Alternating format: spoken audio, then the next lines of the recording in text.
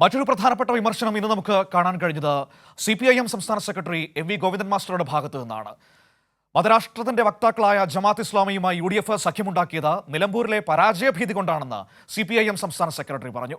UDF ഘടകകക്ഷികൾ ഇക്കാര്യത്തിൽ നിലപാട് വ്യക്തമാക്കണമെന്നും ഗോവിന്ദൻ മാഷ് ആവശ്യപ്പെട്ടു. RSS ഇന്ത്യയിലും ജമാഅത്ത് ഇസ്ലാമി ലോകത്താകെയും മതരാഷ്ട്രത്തിനായി ശ്രമിക്കുന്ന സംഘടനകളാണ്. വർഗീയത വളർത്തുന്ന ഇത്തരം സംഘടനകളുമായി ഒരു തരത്തിലുള്ള ബന്ധവും പാടില്ല എന്നതാണ് CPIM നിലപാട്.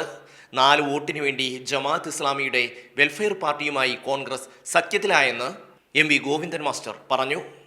വർഗീയ കൂട്ടുകെട്ട് നിലമ്പൂർ ഉപതെരഞ്ഞെടുപ്പിൽ പരാജയ ഭീതി പൂണ്ട UDF എടുത്തുകൊണ്ടിരിക്കുന്ന അപകടകരമായ ഒരു നിലപാടായിട്ടാണ് എനിക്ക് തോന്നിയിട്ടുള്ളത്. അത് കേരളത്തിലെയും നിലമ്പൂരിലെയും വോട്ടർമാർ ശരിയായ രീതിയിൽ തിരിച്ചറിയും.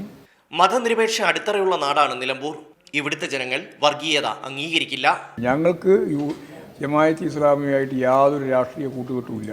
മുമ്പുമില്ല, ഇന്നുമില്ല, നാളെയുമില്ല. ജമാഅത്ത് ഇസ്ലാമിയും SDPIയും UDF സഖ്യകക്ഷികളാകുന്ന സാഹചര്യം ഹിന്ദു വർഗീയതയ്ക്ക് വളരാൻ അവസരമൊരുക്കുമെന്നും അത് അപകടകരമാണെന്നും ഗോവിന്ദൻ മാസ്റ്റർ പറഞ്ഞു.